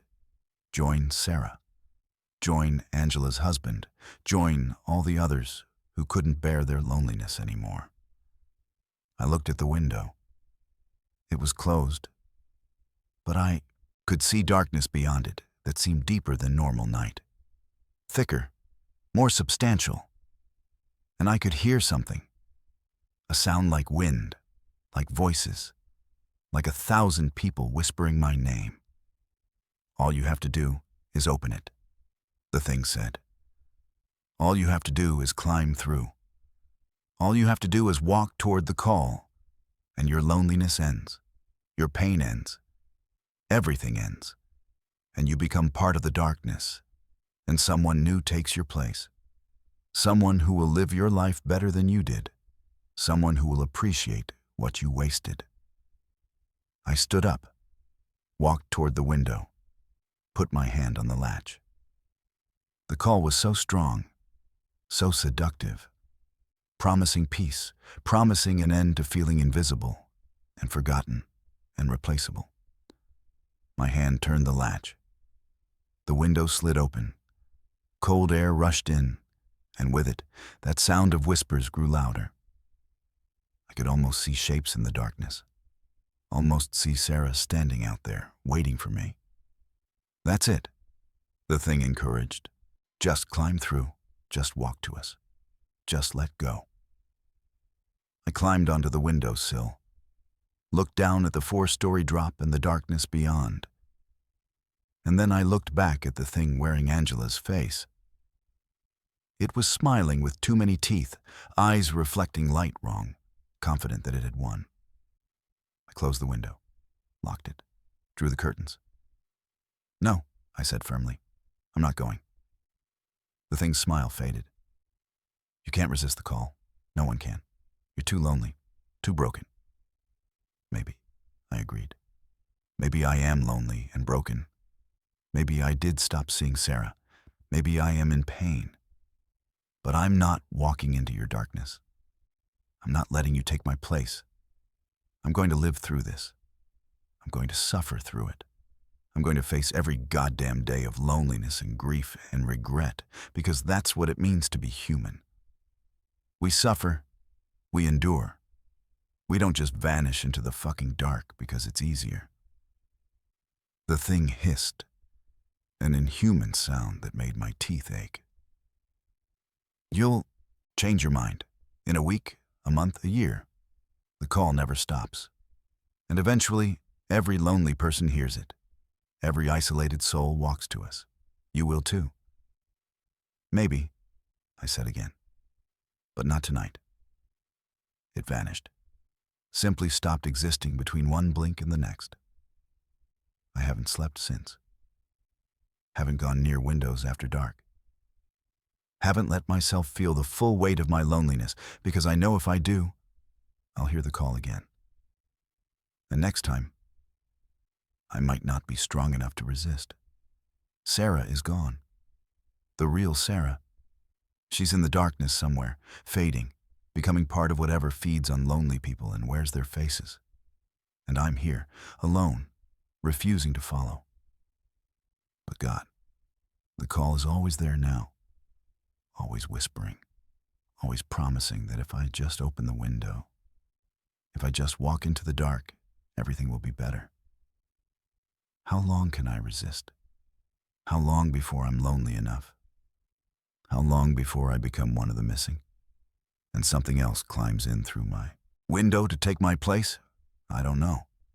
But I know it's out there, watching, waiting, ready to replace me the moment I'm too weak to fight anymore. Story 7. The Witness. I woke to the sound of pages turning. Slow, deliberate, the soft whisper of paper sliding against paper. My eyes opened to pre-dawn darkness, 5:02 a.m. according to my phone, and immediately found the source of the sound. A man sat in the chair beside my bed, reading a book by the faint light of my alarm clock. He wore a dark suit, old-fashioned, with a high collar and thin tie. His posture was rigid, formal, like he was posing for a portrait. And he was completely still except for one hand that turned pages at precise intervals, never pausing to read, just turning page after page after page. My name is Catherine Marks, and I'd been living in Savannah, Georgia for 2 years when this started on January 10th, 2025. I'm a museum curator, 36 years old, living alone in a historic townhouse in the Victorian district. The building dated back to 1873, but I'd been assured it had no tragic history, no murders, no suicides, no reason for hauntings. "Who are you?" I whispered, too shocked to scream. "How did you get in here?" The man didn't look up from his book, didn't acknowledge me at all, just kept turning pages in that methodical rhythm. Turn, pause, turn, pause. Never reading, just documenting. I sat up slowly, reaching for the lamp on my nightstand. The man didn't react. I turned it on, and in the full light I could see him clearly. He was nobody. That's the only way I can describe it. His face was completely average, not ugly, not handsome, not distinctive in any way. The kind of face you'd forget 5 seconds after seeing it. The kind of person who'd be invisible in a crowd. Brown hair, pale skin, medium build. Nothing memorable, nothing human. Because despite having a face, despite wearing clothes, despite looking completely ordinary, there was something fundamentally wrong about him. His eyes didn't blink. His chest didn't rise and fall with breathing. And the book he was reading, I could see the pages now, was blank. Every single page was completely empty. "I'm calling the police," I said, grabbing my phone. He finally looked at me, and I wish he hadn't. His eyes were empty too, not white like cataracts, not dark like pupils, but empty, like looking at holes cut in his face that opened onto nothing. "That won't be necessary," he said. His voice was completely neutral. No accent, no inflection, no emotion. Like a computer-generated voice trying to sound human and failing. "I'm not here to harm you. I'm here to observe." "Observe what?" "You," he said simply. "Your final days." The words hung in the air between us. Final days. He'd said it so casually, like he was commenting on the weather. "What does that mean?" I demanded, though part of me didn't want to know. He closed the blank book. I heard it snap shut, though the pages made no sound, and set it carefully on his lap. "Everyone has a witness. Someone who observes the end. Someone who documents the final moments. Most people never see their witness. They die unaware that someone was watching, recording, preserving the event. But occasionally, people like you wake up at the wrong time, see something they shouldn't see, and that complicates matters." "I'm not dying," I said, but my voice shook. "There's nothing wrong with me. Not yet, he agreed. But in 4 days, at precisely 5:47 p.m. on January 14th, 2025, you will experience a fatal accident. Staircase. You'll be carrying boxes down from your attic. The third step from the bottom has a loose nail that catches on your shoe. You'll fall, strike your head on the newel post, and suffer a subdural hematoma. Death will occur approximately 3 minutes later. I'll be there to observe and document. The specificity made my blood run cold. That's insane. You can't know that. I can, he said. I've known for 17 years, 3 months, and 6 days. That's when your death was scheduled. That's when I was assigned to witness it. I've been waiting a very long time, Catherine. Watching from places you couldn't see, observing your life, learning your patterns, preparing to document your end. If you know when I'm going to die, I'll just not do that. I won't go into the attic, won't carry boxes down the stairs, won't even be home that day. He tilted his head. Many witnesses hope that. They think knowledge provides escape. But death isn't something you avoid, Catherine. It's something that finds you. If you don't go into the attic, something else will happen at 5:47 p.m. A different accident, a different method. The time and date are fixed. Only the circumstances can vary. That's impossible. That's not how reality works. Isn't it? He stood, moving with mechanical precision. How many times have you heard someone say, it wasn't their time, when a person survives something that should have killed them? How many times have you heard, when your number's up, or fate, or meant to be? Those aren't just expressions. They're acknowledgement of truth. Everyone has a scheduled end, a moment written into reality, a witness assigned to observe and preserve it. He walked to my window, not to the door, to the window, and looked out at the dark street below. I've witnessed 73 deaths in the last 340 years. Each one different. Each one precisely scheduled. Each one inevitable. 340 years? You're telling me you're, immortal? A demon? Neither, he said. I'm a function, a process. Part of the machinery that keeps reality operating correctly. Deaths must be witnessed, must be documented, must be preserved. That's what I do. That's what I am. I got out of bed, my legs shaking. I don't believe you. This is some kind of elaborate prank or psychological experiment or bathroom mirror, he interrupted. Look at yourself in the bathroom mirror, Catherine. I didn't want to. God, I didn't want to. But something in his tone made me walk to my bathroom and turn on the light. I looked fine, normal, same face I'd always had. But as I stared, I noticed something wrong with my reflection. There was someone standing behind me. Not the witness from my bedroom. Someone else. A woman in old-fashioned clothes, with that same forgettable face, those same empty eyes. That's my predecessor, the witness called from my bedroom. The one who observed the death that should have happened to you when you were 8 years old. Car accident, intersection of Bay Street and Drayton. You should have died then. But another child did instead. A scheduling conflict, extremely rare. Your death was rescheduled, and I was assigned instead. I spun around. No one was behind me. The bathroom was empty. But in the mirror, the woman was still there, watching me with those terrible, empty eyes. How many of you are there? I whispered.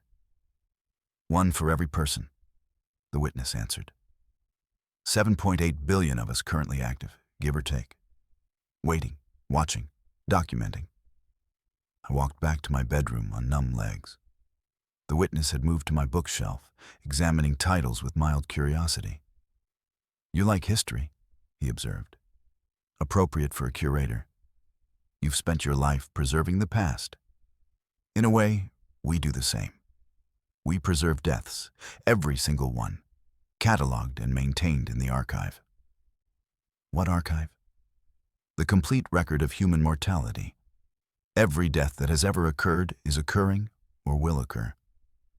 Billions of volumes in a library that exists elsewhere. When you die, your volume will be complete. Your witness, me, will file it appropriately, and your page in reality will close. That's the most depressing thing I've ever heard, I said. He turned those empty eyes toward me. Is it? Most people find it comforting to know their death will be observed, that they won't die alone, that someone will be there to document their final moments, to ensure they're remembered. Remembered by who? By the archive, by reality itself. Death is the most important moment of any life, Catherine. It's when your story ends, when your contribution to existence concludes, when you transition from being to having been. That deserves witness. That deserves preservation. I sat on my bed, mind reeling. If I can see you, if I know about all this, what happens now? Now you have 4 days, he said. 4 days knowing exactly when and approximately how you'll die. 4 days to decide what to do with that knowledge.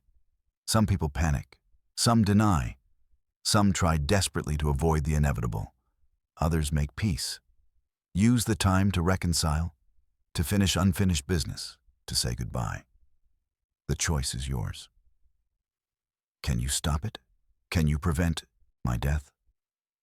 No, he said simply. I'm not here to interfere, only to observe. The moment is set. The circumstances are already in motion. Events are already aligning to place you on that staircase at 5:47 p.m. on January 14th. Then why tell me? I demanded. Why not just stay invisible until it happens? Because you saw me, he replied. Because you woke at the wrong time and perceived something humans aren't meant to perceive. And our protocols require honesty when discovered. Deception serves no purpose. You know now. You can use that knowledge however you choose. He walked toward my bedroom door. Not through it, toward it. And as he reached it, he simply faded, became translucent, then transparent, then gone, like he'd never existed. But on my bedside chair sat the blank book he'd been reading. I picked it up with trembling hands and opened it. The pages weren't blank anymore. They were filled with writing in a language I didn't recognize. But somehow I could read it. It was my life. Every moment, every decision, every event, documented in clinical detail. And at the end, 4 pages from where the entries stopped, I could see the final page. January 14th, 2025, 5:47 p.m.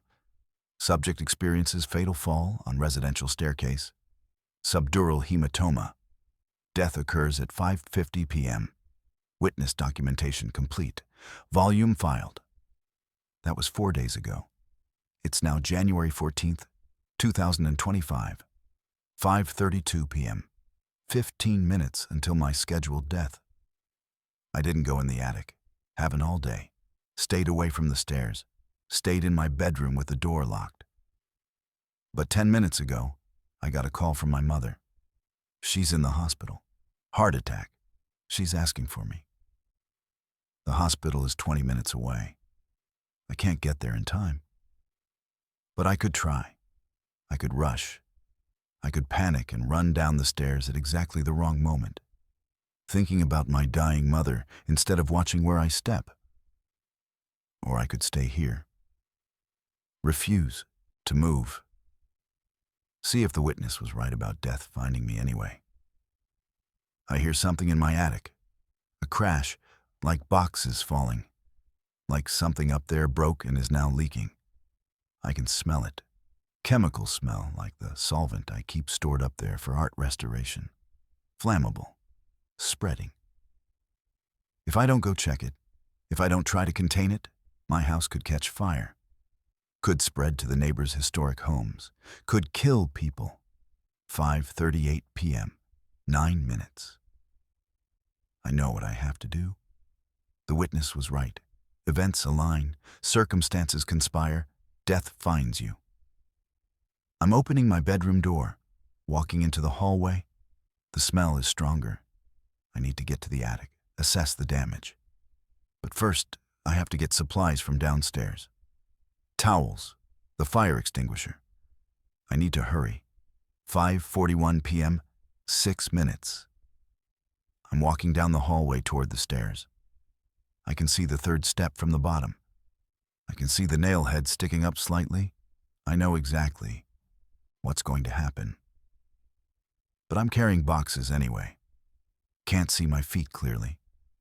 Moving too fast because the chemical smell is getting stronger and I'm imagining flames, imagining my neighbors' homes burning because I was too afraid to act. 5:44 p.m., 3 minutes. I'm at the top of the stairs. The boxes are heavy. My arms are tired. I should take 2 trips, but there's no time.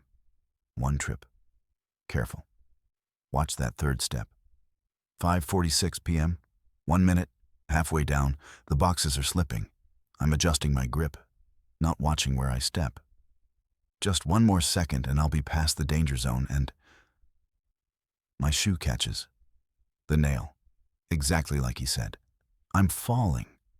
The boxes fly. My hands reach for the rail, but miss.